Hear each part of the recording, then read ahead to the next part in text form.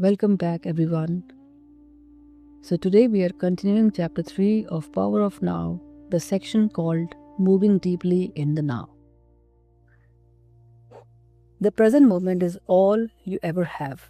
Now, ask yourself this: have you ever experienced anything outside of right now? Everything you have ever done, you did it in the now. Even when you were remembering the past, you were remembering it now. And even when you were worrying about tomorrow, the worry was happening now. The past is a memory replaying in your mind at this moment. The future is a picture created by your mind at this moment. There was literally never a time when your life was not in this moment. And yet, we spend so much of our lives somewhere else, don't we? Stuck at what happened last week, what might happen next month, anxious about that. So we recap the concept that we discussed in the last video. The moon has no light of its own. It only reflects the light of the sun. Tolle says past and future are exactly the same. They have no reality of their own. Whatever sense of realness they have, they borrow it from the now. So now is the source. Everything else is just a reflection of it. So Tolle says something interesting here. The mind cannot grasp this teaching. Only you can. What's the difference? The mind deals in labels, facts, opinions. When you see a tree, the mind immediately says tree, oak, big, old. It categorizes. It files away things. But there is another way of knowing, a direct way, not through labels, but through being present with something. Tolle calls this a being. Just his word for the quiet, aware part of you, that part that is here right now, taking all this in.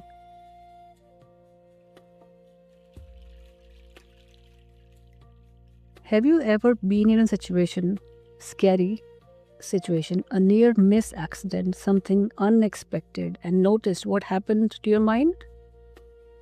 It went quiet. You weren't thinking about yesterday or tomorrow. You were completely here, hyper alert. Every sense switched on. That is presence. That is now. And this is why some people love extreme sports, rock climbing, car racing. It forces them into the present. The mind goes silent for a few minutes. They feel truly alive. But here's what Tolle says.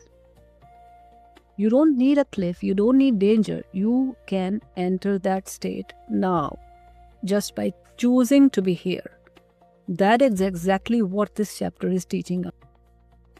Not in emergencies, in ordinary moments, in the quiet, in the queue in the supermarket, making a cup of tea, walking up the stairs. And what I love about this slide is how many different traditions across the centuries, across cultures, all are pointing to exact same thing. Christianity says the gospel speaks of not worrying about tomorrow, of living freely in this present moment. Zen, Master Renzai would ask his students, what at this moment is lacking? Not to get to an answer, but to stop the mind and drop them in the now. Sufism says, the poet Rumi, past and future veil God from our sight. Meister Eckhart, a Christian mystic from 1200, this is what keeps the light from reaching us. Time is what keeps the light from reaching us. So Bhagavad Gita also says the same. Krishna tells Arjuna, do your duty now fully, not lost in past regret, not anxious about future reward. Just this action, this moment. They're all different words, different centuries, different traditions, but the same door. The now is not a new idea. It's the oldest idea in the world. We just keep forgetting it. So there's a moment described in this book that I find really moving. Someone is listening to Tolle speak about the eternal present. They look up. They see a tree outside the window. They had looked at the tree before, many times before, but this time it was different. Colors looked brighter, they looked more vivid, and they felt something invisible, an essence to the tree, like it was alive in a way they had never noticed before. What happened? For just a moment, they stepped out from behind the tree, from behind the screen of labels and thoughts. And they met the tree directly with their whole awareness. And then they said, I can already feel slipping away from this moment. But Tolle says, yes, one glimpse is not enough. What we are working towards is not a single beautiful moment, but a permanent shift, a new way of being in the world. So if the now is so peaceful, why don't we stay there? Why do we keep running away? Because the mind has a habit of escaping. The path A, it imagines a better future, a hope, an anticipation. And path B, it imagines a worse future, anxiety, dread. Both paths take us away from here. But look at the line at the bottom of the slide. The moment you realize you are not present, you are present. The moment you notice your mind has wandered, that noticing is the return. You're already back. Just by being aware. That's not a failure. That is the practice. So be the watcher. When a thought comes up, notice it. When an emotion arises, feel it. When you react to something, observe the reaction. But here's the key rule. Don't judge what you observe. Don't make a problem out of it. Think of it like sitting in a river, by the river. Leaves were floating past. Some are thoughts, some are feelings, some are reactions. You don't grab every leaf. You don't push them away. You just sit there, watching. And as you do that, something becomes clear. Behind all thoughts and emotion, there is a stillness, a quiet awareness. Always there. That is what Tolle calls a silent watcher. The real you. Beneath the noise of the mind. The more you practice sitting in that stillness, the less power your thoughts have over you. Not because you fought them, but because you stopped feeding them. So this slide is again a recap. On the left, identification. This is when you don't just have a thought, you become it. You are the anxiety, you are the anger, you are the worry. This is identification, and the more you feed it with your attention, the bigger it gets. On the right, observation. You step back, you see the thought, you feel the emotion, but you don't become it. And something shifts. The energy drains out of the thought, it loosens its grip. Tolle says the energy doesn't disappear, it turns into presence, alchemy, into quiet aliveness. This is not a technique you need a retreat for or a meditation. It's available in any ordinary moment, in traffic, in an argument, in the middle of the stressful day. Just step back and watch. So again, a little recap is a clock time and a psychological time. The clock time, it acts as a time as a tool in making appointments, planning a trip. Psychological time, this is different. This is when you don't just use the past, you live in it. So example, clock time says you made a mistake at work. Then clock time says, what happened?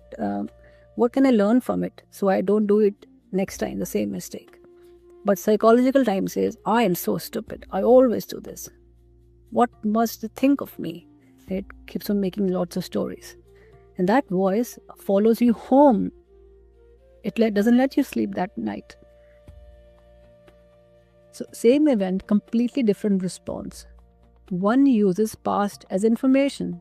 The other turns it into an identity.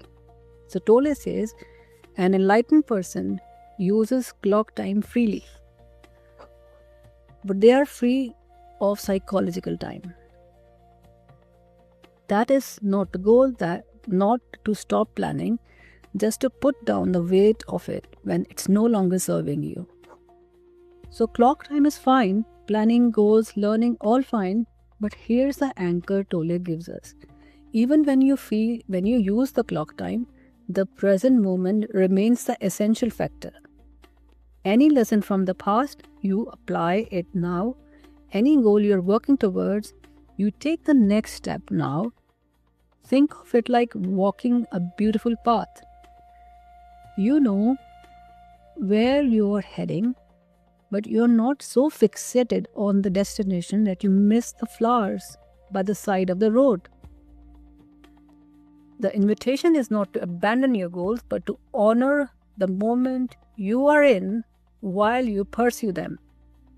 Because that's where your actual life is happening. So Tolle identifies the two traps that keeps us locked in the psychological time. First, the trap, dwelling on a past mistake until self-criticism and guilt piles up. Until that mistake stops becoming something you did and becomes something you are. It's no longer I made a mistake, it becomes I am mistake. Non-forgiveness of yourself or others is one of the heaviest forms of psychological time. You carry that weight into your every room you walk into. The obsession. That's a second very common trap. Becoming excessively focused on a goal. Goals are good, working hard is good, but there is a tipping point when the goal becomes about proving something, about finally feeling complete, about getting into the place where you can say, I am now enough. But that place never quite arrives because the now is no longer honored. Every moment becomes just means to an end. And when that happens, life loses its texture, its wonder, its aliveness. So Tolle says the same pattern shows it at a scale of history. Ideologies like communism, extreme nationalism, all of them operate on the same logic. The highest good is in the future. A perfect society, a pure nation, salvation. And because that future is so important, the present suffering becomes acceptable. An estimated 50 million people were killed in the name of a better world. This is psychological time, taken to its most dangerous extreme. Now, most of us will never cause harm on that scale, but Tolle's point is personal too. Every time we retreat, we treat the present as something to simply get through. Every time we live entirely for where we are going, rather than where we are running the same pattern, just quieter. So Tolle asks some honest questions here. Are you always trying to get somewhere other than where you are? Is fulfillment always just around the corner? To a short-lived pleasures? Or confined to a short-lived pleasures? Do you believe acquiring more things will make you feel complete? Are you waiting for someone else to give meaning to your life? These aren't judgments, they are invitations to look honestly, because when we live this way, running the same pattern, the same reaction, chasing the same things, life loses its freshness, its wonder. The same script plays on repeat. And all the while, the infinite aliveness of now is right here, available, just obscured by the noise. So that's an invitation, not a dramatic overnight transformation, just a little more often practice being present today than yesterday. Choose to be here. Notice where you are. What can you feel? What is actually present right now? Because right now is all there is, and it is enough.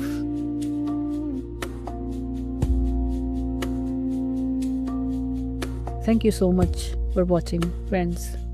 If this has been valuable, please give us a like. It helps this content reach more people. And subscribe for the next video, where we are going even deeper into presence and what it means to truly live from the now. Until then, take good care and be here.